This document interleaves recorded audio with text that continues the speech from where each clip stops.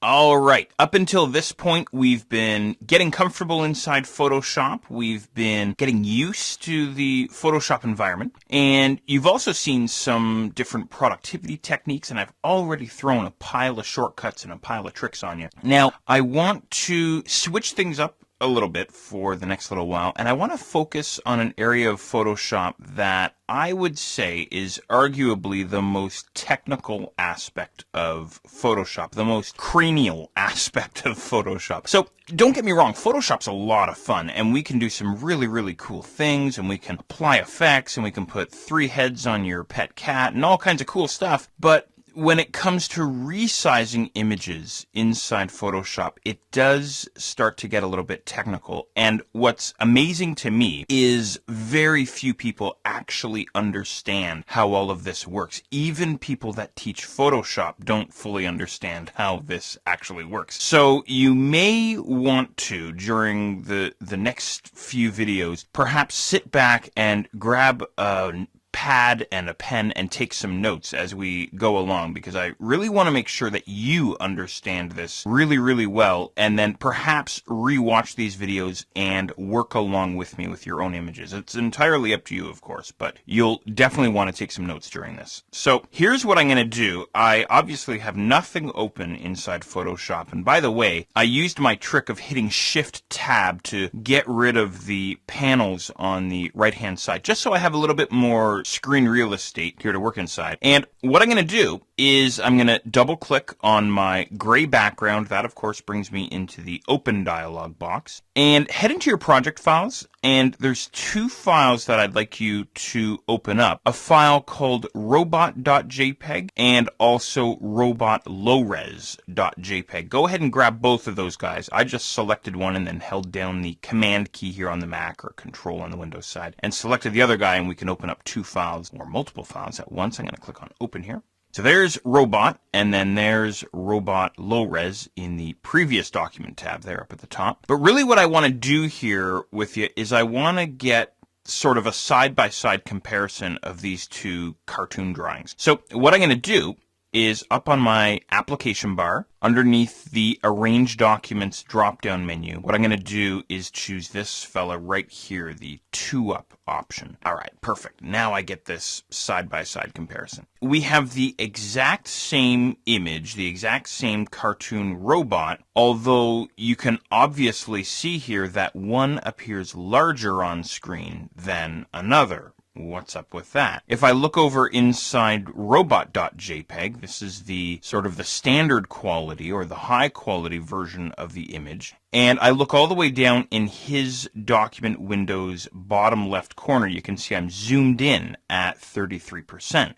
If I head over to the low res, the robotlowres.jpg file, and look down in his bottom corner, I can see that I'm zoomed in to 100%. So I'm actually further away inside the low res image than I am inside the high res image. What's up with that? It's the exact same image. Why did Photoshop change the zoom level on each of these images? Well, here's the deal. Photoshop's only way of communicating to us that we have high quality or low quality images is to zoom. So this is really sort of a visual indicator for Photoshop to tell us what we have here, right? Sort of as an initial indication anyway. So the first thing that you might want to jot down is higher quality images are zoomed in on, lower quality images are zoomed out on. So obviously here the low res is 100%, and as I said just a moment ago, the higher quality robot on my right hand side is at 33%. Now, let's dig a little bit deeper into this. I want to know exactly what I have in terms of quality related to my 2 images. And I'm going to start with my low-res guy. So I'm just going to click over inside the left-hand window pane here. And do you remember this trick from earlier? This little info area that we have down at the bottom of the document window. What I'm going to do is I'm simply going to click and hold there. And we get this little info fly-up. I'm sure you remember this. All right, so here's the info on this fellow. He's 360 pixels in width, or 5 inches by 360 pixels in height,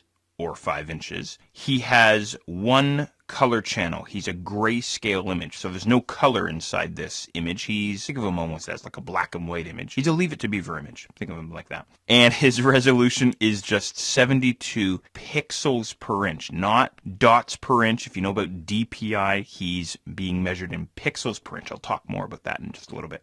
Okay, so hopefully all good. Now, let's go and compare that to our high quality cartoon robot. So I'll click over on the right-hand side of my screen here. Same story. I'm just going to click and hold on this little document info area down here. The width of this fella is 1500 pixels or 5 inches in width by 1500 pixels or 5 inches in height.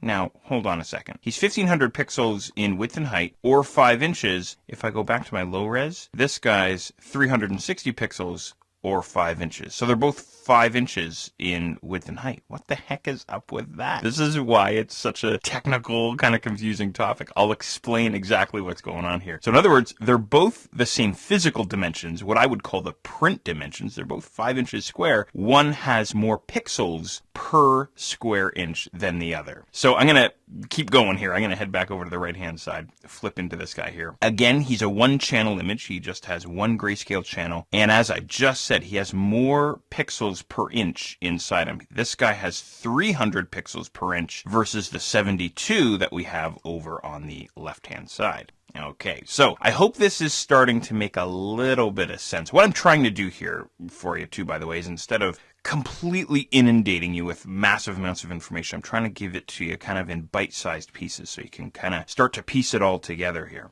Okay.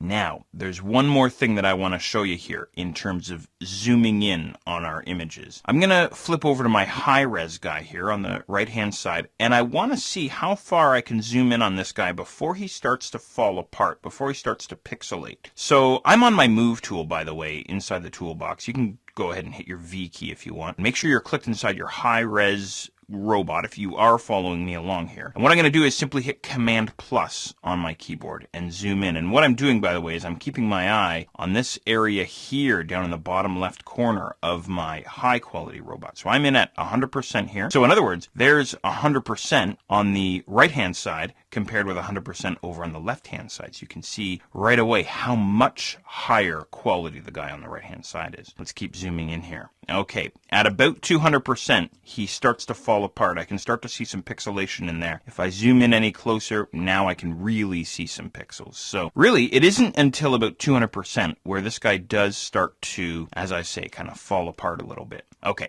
Let's do the same thing on the fella here on the left-hand side, our low quality or our low-res cartoon robot. Okay, so right now he's at 100%. I'm going to zoom in, Command plus or Control plus. Right away, 200% falls apart. That's as close as I can get to this guy without having him fall apart. And really, it's all about the number of pixels per inch that we have inside, whether it's a cartoon robot or a photograph of a landscape or a portrait, whatever it is that you have. So what I would love to do next with you is go further down the rabbit hole and start talking about a dialog box inside Photoshop that's going to allow us to resize images. And we'll start talking about things like resampling and interpolation and DPI and PPI and all kinds of fun, wonderful stuff. Okay, here's what I've done. I simply closed out of the low-res robot, the low-res cartoon robot. I still have, obviously, the high-res robot open here inside Photoshop. And as I mentioned previously, I want to introduce you now to a dialog box inside Photoshop that's going to allow us to resize images. You may have stumbled upon this dialog box on your own if you've been messing around a little bit with Photoshop.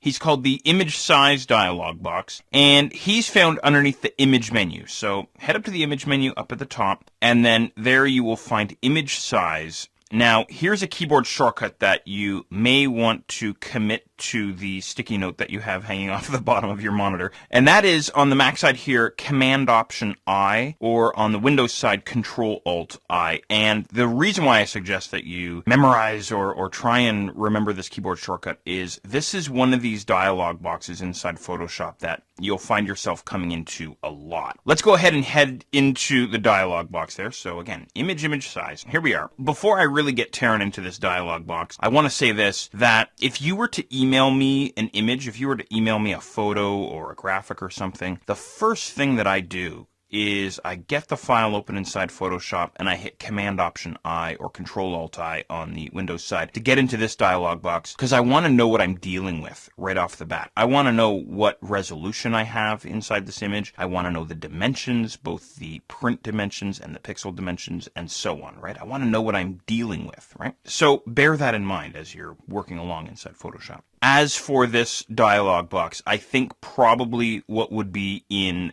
good order is to give you a tour of this dialog box first, and then we'll kind of dig further into things here. Now, what I want you to make sure of before we sort of commence our tour is that resample image down at the bottom is turned on. So if you don't have a check mark there, I didn't have a check mark beside mine. Make sure you do, and your dialog box kind of springs to life after you turn that guy on. So let's begin our tour of the image size dialog box. There's a lot in here, obviously. At the top of the dialog box, we have the pixel dimensions for our image. And again, you may recall from the previous exercise, we have 1500 pixels in width and 1500 pixels in height. So these are the number of pixels or the dimensions of our document, of our image as measured in pixels. Below that, we have the document size. Sometimes I think of this as the physical size or the print size of our document. If I were to go and print this image off on my printer, it would come out at these dimensions, 5 inches by 5 inches. And then below that, we have the resolution of our image as well, 300 pixels per inch, right? And then below that, we have some checkboxes and we have a drop-down menu down at the very bottom. We'll get to all this stuff. It gets a little bit more involved here. But at this stage of the game, I think what I want to make sure you understand is if you are working on an image that is destined for your website or perhaps your blog or something like this, in other words, an image that's related to web design, you don't really care that it's going to print off 5 inches by 5 inches because you're never going to print it off. It's only going to appear on screen. So if you're working on an image that's destined for the web, or it's going to be incorporated into a web design interface of some sort, you'd be more concerned or really only interested in the pixel dimensions. So in other words, I'd come in here and I would set up the width and height of my image so that it fits inside my web layout. Maybe it's going to be a web banner or something like this, right? If you instead are working on a brochure or a layout, maybe in Adobe InDesign, you don't really care so much about the pixel dimensions. You don't really care how large this guy shows up on screen. What you care about is the physical dimensions or the print dimensions, right? You want to make sure that this image is going to fit inside your postcard or your brochure or your flyer or whatever the case is, right?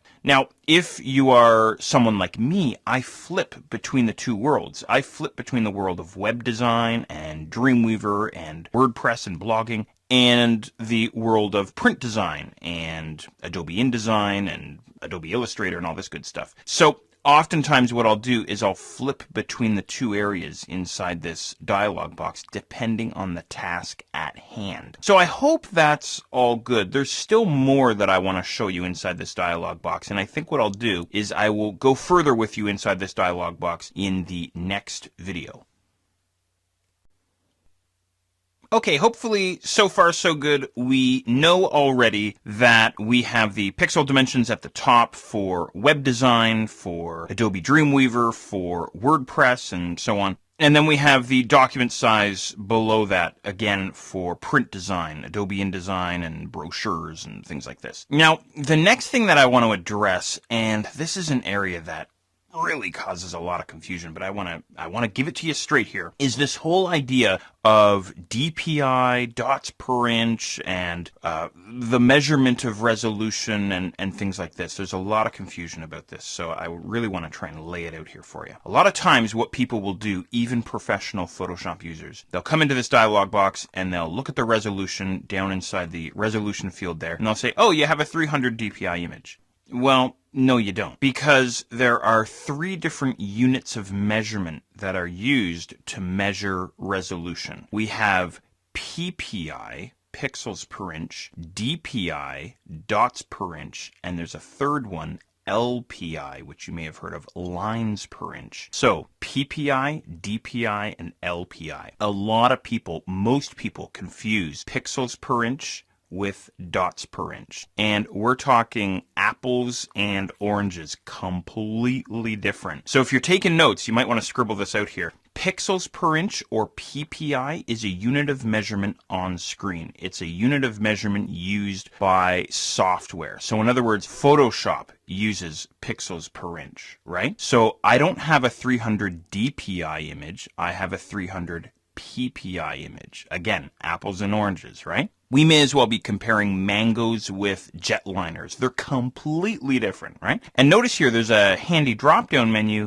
but it only gives you pixels per centimeter, so which you don't want to use. So stick with the pixels per inch. So pixels per inch is a unit of measurement on screen that's used by software. That's the deal. What's the deal then with DPI? Well, DPI is a unit of measurement for desktop printers. Desktop printers and desktop scanners. So what I would say is the printer that you have at home, the desktop scanner that you have at home, they're going to measure resolution in dots per inch, or DPI. And then finally, LPI, that's a unit of measurement in professional printing. So if I take my InDesign brochure and I send it to a service vendor and they're going to print off 5,000 or 10,000 copies, they're going to put it on a big printing press, that resolution for my graphics in that world is measured in LPI. I hope that makes sense. And really at this point in the game, all you need to know is that 72 pixels per inch is the standard unit of measurement for anything on screen. So if you're using Photoshop for web design, you really don't want to create any images larger than 72 PPI, or pixels per inch. When you are creating something for the world of print design, again, our fictitious brochure that I keep coming back to, it's going to look awesome. We want to make sure that our images are at least 300 pixels per inch, possibly higher. In that situation, you'd probably want to talk to your service vendor or whoever's actually going to be printing out your documents. Okay, so I hope that works for you. I hope it's pretty straightforward. You may want to watch the video over again. But again, that's a breakdown of dots per inch, DPI, pixels per inch, PPI, and the third guy there, lines per inch, or LPI. It's kind of like Alice in Wonderland, isn't it? How deep does the rabbit hole go? All this is reminding me of The Matrix. I think I'm going to go watch The Matrix after this. But anyway, so we get into Photoshop, we start talking about resizing images, and we start comparing high-quality images and low-quality images, which leads us into this dialog box, which relates to pixel dimensions and, again, what I've been calling the physical size of the document, which leads into a discussion on resolution, PPI, DPI, LPI. And by this point, I hope you're feeling really comfortable with all of this. Again, I know it's a lot, and I know it's kind of again, one of the more technical aspects of Photoshop. But at this point, I think the next thing that would make the most sense in terms of, again, I'm trying to give you this sort of this chronology here in little bits and pieces, is to talk about how to actually use this dialog box. And again, this is going to bring us into a whole nother issue of topics that we'll address here. So I come into this dialog box here, and Jeff already told me about pixels per inch, and I'm all good with that, and I understand the pixel dimensions and the physical size. I'm all good. Now what I want to do is I want to start resizing my image. So let's say, for example, I want this image, my cartoon robot, to fit inside my web layout. And let's say, for example, the web layout that I've created in perhaps Adobe Dreamweaver calls for an image that's no wider than 700 pixels. In the world of web design, everything's measured in pixels. Well, mostly everything is measured in pixels. So I'd come into this dialog box, I'd head up to the top here, the pixel dimensions, and I would simply type in 700 for my pixel count. Now, when I do that, a couple of things happen. First of all, I change the width and notice the height automatically changed as well. Why? Well, because I have this little chain link here over on the right-hand side that links the width and the height together. And that little chain link shows up because I have constrained proportions turned on all the way down at the bottom. If I uncheck constrained proportions, now I can change the width and the height independently. But if I do that, then I'm going to wind up distorting my image, right? So I would suggest that you keep constrained proportions turned on if you can. You always want to try and maintain, you can see there in the little tooltip, something called the aspect ratio, the ratio between the width and the height of the image, right? So if one changes, the other one's going to change. Okay, so it went and reset me. I'm going to switch this back to the 700 pixels. Something else changes as well, which is really quite odd in addition to the height. If I look down in the print size, the document size area there inside the dialog box, the resolution has not changed. It's still at 300 pixels per inch, but the physical size has changed. What the heck is up with that? So now I have an image that's just shy of 2.5 inches in width and height. So it's almost like the image has been cut in half, not only in the pixel dimension area, but also in the document size as well. How come? Well, this all relates to resampling images, and I'm going to dig into this in the coming videos. But with resample image turned on, everything appears to be connected. In other words, if I come into the document size now, and I decide to change the document size to 15 inches in width and height, then the pixel dimensions get cranked way up to 4,500 pixels, right? Now, not only that, but across the top, I get a little message here. My image was 2.15 megs. When I first opened up my cartoon robot, that was his document size. Now, with this change that I'm proposing here, cranking him all the way up here, he's now going to be 19.3 megs. So in other words, changing the pixel dimensions changes the document size. Changing the document size changes the pixel size, but the resolution remains fixed. The resolution has not changed at all. So I'm going to dig into this, as I say, further with you in the coming videos. But before I close out this video, I want to show you one more quick little trick here, because now we're starting to mess around inside this dialog box. But there's a really cool technique that I want to show you here. Let's say, for example, I don't want to apply these changes. I simply want to go back to the way the dialog box looked when we first opened it up. Well, I could cancel out of this dialog box and then go back into the image menu and then back down to image size, but that's kind of a pain in the neck. Give this a try. Try holding down Option on the Mac or Alt on the Windows side, and miraculously your cancel button changes to a reset button. How cool is that? So simply click on reset, and that brings us all the way back to where we started. And again, myself, I'm going to have to turn on resample image here. Essentially, holding down Option or Alt changes that cancel button to a reset button. And I want you to remember that trick, because this neat little trick will work in nearly all dialog boxes inside Photoshop. So again, once we start messing around with color correction, for example, we can throw in a bunch of settings and then simply revert back by holding down Alt or Option and clicking reset. Okay, now into the world of resampling.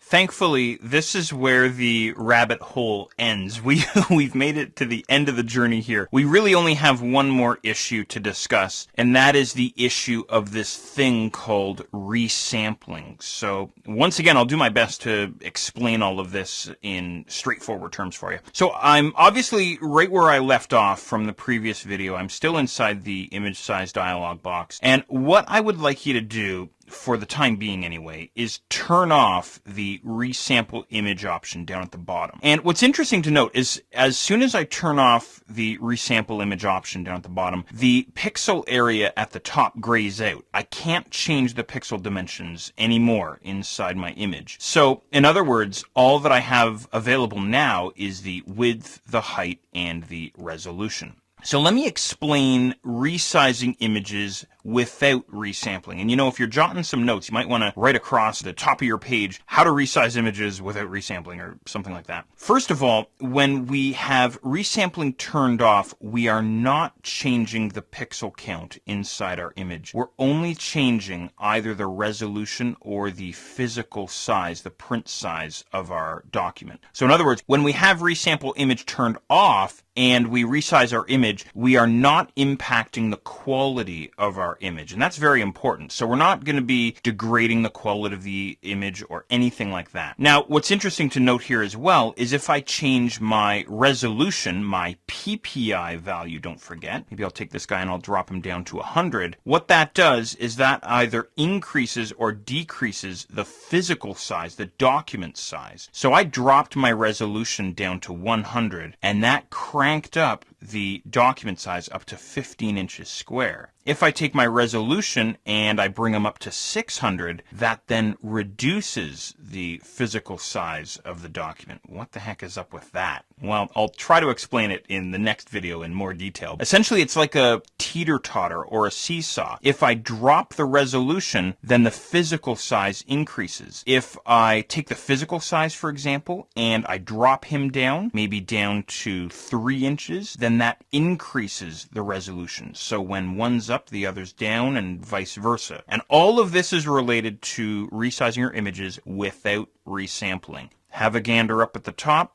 The pixel size of the image has not changed. Even though I've been messing around down in this area here, it's still 1500 pixels square, right? I'm going to use my little reset trick here, holding down Alt or Option and then clicking on Reset to start over again here. Now what I want to do is I want to resize my image with resampling, and this is actually where it gets a little bit more hairy. I'm going to make sure that resample image is now turned on down at the bottom. And what resampling will do is it will change the number of pixels inside your image to match the document size, and it will impact the quality of your image. In fact, it's practically the mirror opposite to resizing without resampling. So everything I said about resizing without resampling is now opposite in this world with resample image turned on. So in other words, if I come in here now to my resolution and I change my resolution, maybe I'll drop it down to 100 pixels. The document size now remains the same. It's still 5 by 5, but I've now impacted the pixel dimension. I now have shaved off 1,000 pixels from my width and height. Or if I come into the resolution area and I crank this up to 600 pixels, well, it's still a 5 by 5 inch image, but now my pixel dimension is 3,000 pixels in width and height. Now here's my question for you. When I first opened up this image, it was 1500 pixels square, right?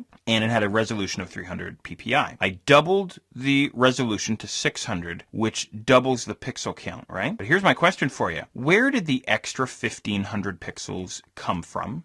How is that possible? Well, that's what resampling, or another phrase for resampling is interpolation. Say that 5 times fast. That's where all that comes in. And this is really what this option is all about. So in other words, what I've done here is I've told Photoshop that I want to double my resolution, which doubles the pixel size. And Photoshop goes, okay, I have to make up 1500 pixels out of nothing. How do you want me to do that? And that's what this drop-down menu all the way down at the bottom of the dialog box is all about. These items in this drop-down menu are what are referred to as resampling or interpolation methods. Now, I don't want to go completely off the deep end on you here because it's probably tough enough to wrap the noodle around, but there's a bunch of them in here. We have nearest neighbor and bilinear and a few bicubics there.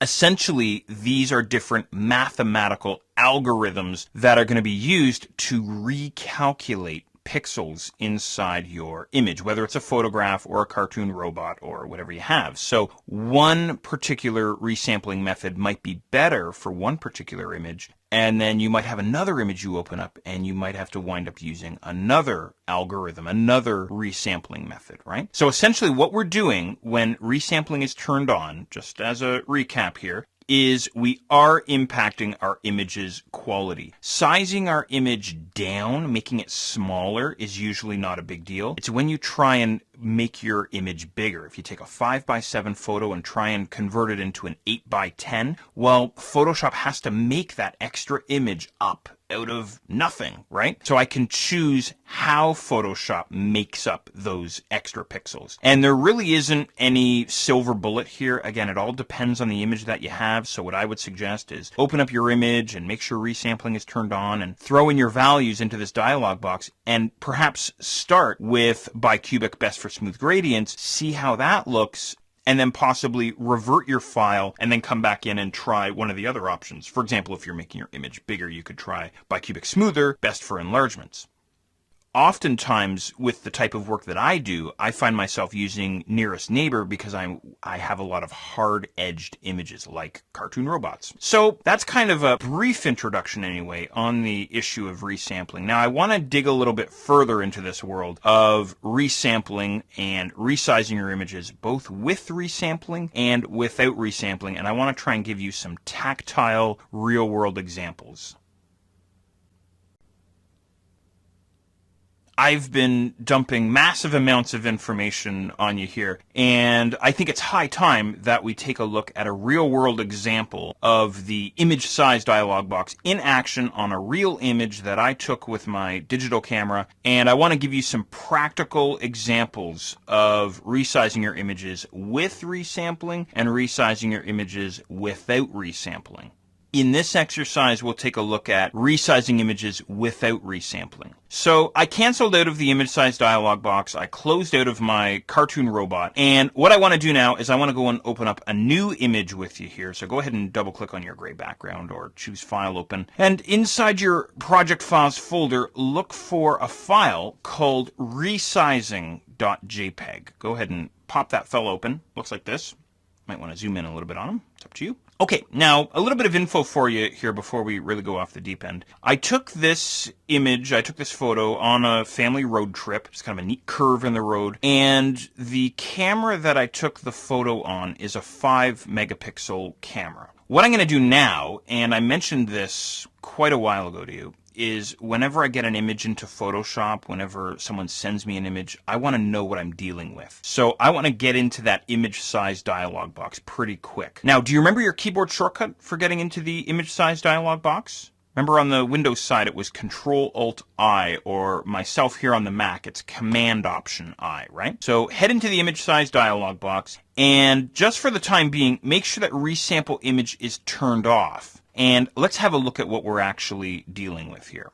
I want to talk about the pixel dimensions just for a second. So this image is 2,560 pixels in width by 1,920 pixels in height. Now, if I take those two values and I multiply them together, go grab a calculator and multiply these two values together, what you'll get is 4.9 million pixels, or 5 megapixels. It was shot on a 5-megapixel camera, right? So if you've ever wondered how megapixels work, mega meaning millions, that's what it means. So in other words, if you have a 4-megapixel camera, it means it's going to capture 4 million pixels. My 5-megapixel camera is capturing 5 million pixels. And obviously, the higher the megapixel value, the more pixels you're capturing, which means the higher the quality of the image, right? Okay. Now, that out of the way, let's take a quick look at some of the other values that we have here. The width of my image is a whopping 35.5 inches by 26.5 inches. Perfect for the billboard that I'm going to be creating with this image. Way too big for anything that I would ever need. But the resolution is just 72 pixels per inch, or 72 PPI. Now, you might recall that I said that 72 is the value, the resolution that we'd want to use for anything on screen, right? Well, what if I want to use this image in my InDesign layout? Well, let's talk about that in just a minute. Before we get to that, though, I want to say this. If I were to print this file right now, all 35.5 inches by 26.5 inches, 72 pixels out of our 2,560 pixel width, and 72 pixels out of our 1,920 pixel height would be printed for every 1 inch of paper. Does that make sense? So for every 1 inch of paper, I'm going to get 72 pixels. Hence, 72 pixels per inch, PPI, right? Okay, now what I want to do is I want to start messing with this image a little bit. I'm going to take my resolution. Now, don't forget, resampling is off, right? So this is resizing without resampling. I'm going to change my resolution to just 10 pixels per inch and have a look at what that does to my image. Again, don't forget, the pixel values remain fixed. They remain unchanged. But check out the document size. It's now 256 inches by 192 inches. What does that mean? Well, what this means is that 10 pixels out of our 2,560 pixel width and 10 pixels out of our 1,920 pixel height is printed for every inch of paper. So now we only have 10 pixels per inch printing per every inch of paper. Does that make sense? I could make this image massive. I could make it 256 inches wide, but only 10 pixels per inch are actually going to get printed, right? Okay, let's change it up again. I'm now going to change the resolution to 300 pixels per inch. Again, the pixel dimensions at the top are fixed. The document size is now 8.5 by 6.5. So, of course, this means now that for every inch of paper, I'm going to have 300 pixels, right? So what you need to remember, if this is all kind of going right over your head and it's not really making a whole lot of sense, what you need to remember is that an inch is a fixed unit of measurement, right? An inch is never going to change. It's always a fixed unit, right? But to fit 10 pixels into an inch or to fit 300 pixels into an inch, so in other words, the size of the pixels is going to change depending on the resolution. If I have too few pixels within an inch, that means I'm going to get a pixelated image and a low quality image, right? All right, so that's resizing without resampling, and I hope it makes sense. And everything that I said earlier, you might want to review that. So again, we're not impacting the quality of our image. We're not degrading our image in any way. We're not changing the pixel count inside our image either. And if you can, you want to try and resize your images without resampling. Okay, with all of that out of the way, let's resize images with resampling. All right, you survived resizing images inside Photoshop. Give yourself a pat on the back. Now for something entirely different and super easy. We're going to kind of cruise through the remainder of these few lessons here. Cropping images. That's easy. That's fun. So here's what we'll do. I closed out of everything that I had open inside Photoshop here, and I want you to open up another project file here. So again, I'll just double click on my gray background and I'll head into my project files. And inside our project files, we have a file called cropping.jpg. Go ahead and pop that guy open. All right, so here we go. Now, if I zoom in on this image just a little bit, you'll notice that my drafty barn is somewhat askew. He's leaning somewhat to the left. And I want to try and straighten that up. So I want to show you a couple of different things here. I want to show you cropping. I want to show you straightening and some other cool things here. I'll also show you something called increasing or resizing, something called the canvas here inside Photoshop. I'll get to that in just a little while. But here's the deal in terms of cropping your photos and straightening them out and all this good stuff. What I'm going to do is I'm going to use Photoshop's crop tool, and he's nice and easy to work with. He's found down inside the toolbox there. You can just hit your C key on your keyboard if you want. Just grab this fella here. And all I'm going to do, quite literally with this guy, is simply click and drag out a box inside my image. And you know, in the real world, I'm not even really that careful about it. I just kind of throw a box onto my image and then I start messing around with them. Now, a couple of things happen here. We get a dotted frame, some marching ants inside our image, and part of our image gets sort of tinted out or grayed out, if you will. The area that's tinted out, or the area that's on the outside of this crop frame, is the area that's going to get deleted from my photo or removed from my photo. And then, of course, the area inside the crop frame would be kept. What's cool here is I can come along here before I commit to anything, and I can resize my crop frame, and I can do so simply by using the little handles that appear on the top and bottom on the right and left hand sides of the crop frame, or of course in all four corners of the crop frame as well. So I would come in here and I would sort of size things up. Do I want to get rid of that little weather vane on the peak of the roof there, or maybe I want to try and keep that in? It's really up to me. I'd have to think about that. Now, in terms of straightening my image, give me a second here. I'm just going to scale things down here a little bit. Here's my technique. Everybody has their own method here, but I'm going to zoom in on my image, and it's kind of cool that I can zoom in while I'm still inside my crop frame here. I just hit Command plus or Control plus, and I'm just holding down my space bar here and kind of repositioning my screen. This is how I do it anyway. What I do is I try to line up the edge of the crop frame with something inside the photo that's supposed to be straight. Like, I'm under the assumption that the edge of this barn, the left edge of the barn, should be straight inside the photo. So depending on the image, it might be a telephone pole, it might be the edge of a building, who the heck knows, right? And what I'm going to do is I'm going to bring my cursor outside of the crop frame, something like this. And you'll notice that my cursor now changes to a curved double-headed arrow, suggesting that if I click and drag, I can actually rotate my crop frame, which is really cool, right? So essentially what I would try and do, and usually I just kind of eyeball it, is I want to try and get the crop frame essentially on the same angle as the object that I'm using inside my photo. So I've actually done kind of a half-decent job there, which is surprising to me. And sometimes I'll even put the line right on top of the object, something like that, just to, double check, just to make sure that it's nice and straight. Something like that. And I go, all right, that looks pretty good to me. So then I'll simply zoom out, Command minus or Control minus, and then simply size up the crop frame on this angle, something like this. And again, I've got some lightning rod choices to make here. I'm going to wind up taking out some of it anyway, unfortunately, because I can't really crank it any higher than that, because then I'm going to get some white space there in the top corner. I suppose it wouldn't be too bad in this sort of overcast sky, but anyway.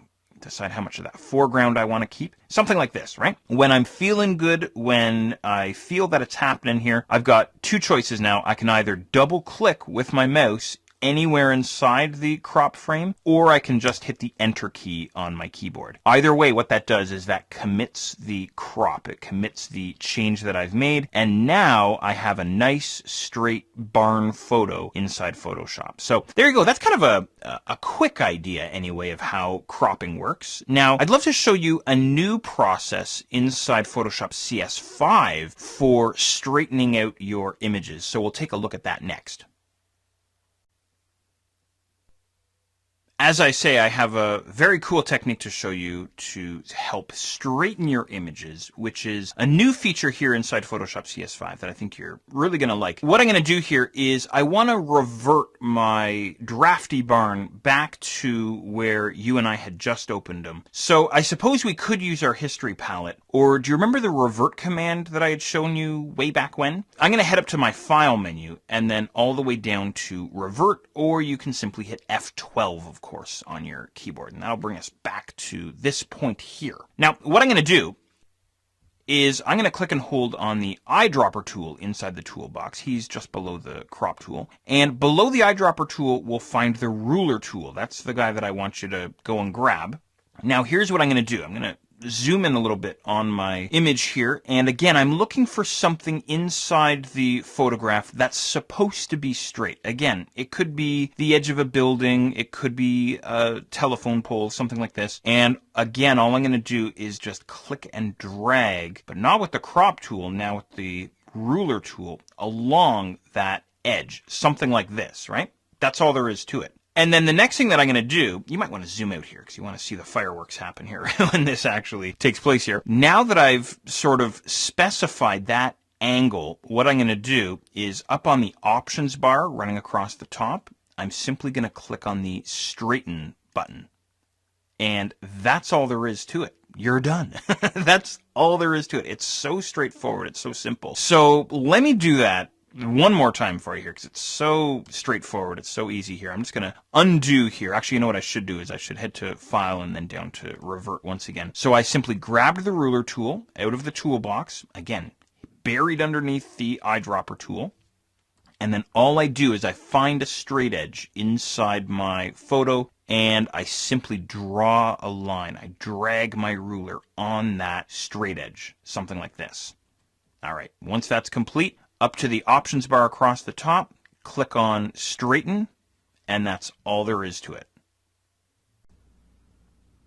There's a final command that I want to show you here called resizing your canvas. So in other words, we're not going to be resizing your image. We're going to be resizing imagine the piece of paper that you can work inside Photoshop. In other words, the workable space inside your document. So what I'm going to do is I'm going to double click on my gray background to go and open up another project file here. You can really use any file that you want. It doesn't really matter a whole heck of a lot. I'm going to grab barn1detail.jpg. Go ahead and pop that guy open. As I say, I'm not referring to resizing the actual image, making the pixels in the image larger or making the physical size of the image larger. What I'm talking about is increasing my workable space. Maybe I want to put some text across the top of the image, or maybe I want to put some additional content across the bottom without actually changing the size of my photo, right? So I'm just going to zoom out a little bit here. And what I'm going to do is I'm going to head up to my image menu and then down to a command called Canvas Size. And there's your keyboard shortcut, by the way, Command Option C or Control Alt C if you're working on the Windows side. Okay, now inside this dialog box, what we see at the top here is the original dimensions or the current dimensions for the image. And as you can see, this particular image is quite huge, 35.5 inches by 26.5 inches. And in the area beneath that, I can go and set the new size. What I'm going to do is I'm going to crank up the width of this to a ridiculous 40 inches, and I'll increase the height to 30 inches. How's that? Of course, I can come to these drop-down menus and change my unit of measurement if I want. And then finally, beneath that, I have my anchor area. Now imagine inside this little gray box here in the center, imagine that's where our two barn windows reside. As a matter of fact, it would be really helpful to have a tiny thumbnail graphic of our photo, because this is sort of our current photo as it currently exists, right? Let's say, for example, this extra space that I'm adding to my image, let's say, for example, I want to add that above my barn windows and also to the left of my barn windows. So then all I need to do is make sure I have my anchor positioned in the correct quadrant. So I'm just going to make sure that my anchor point is down in the bottom right corner. So in other words, I'm adding height onto the top and I'm adding width onto the left. Does that make sense? Or perhaps I could go to the top left corner, which would mean I'm adding width onto the right side of my image and below my image, right? So I hope that makes sense. It really is entirely up to you where you want to add on your extra space. But as I say, I want to add on my extra space above and to the left. So I'm going to make sure I'm down in the bottom right quadrant. Once I'm happy with that, I'm going to go ahead and click on OK. And that's all there is to it. Now what I get inside this new area is simply white, which I could then go and fill in, or I could add more photos to, or add more text to. So there you go, a neat little trick that you can use inside Photoshop, resizing your canvas.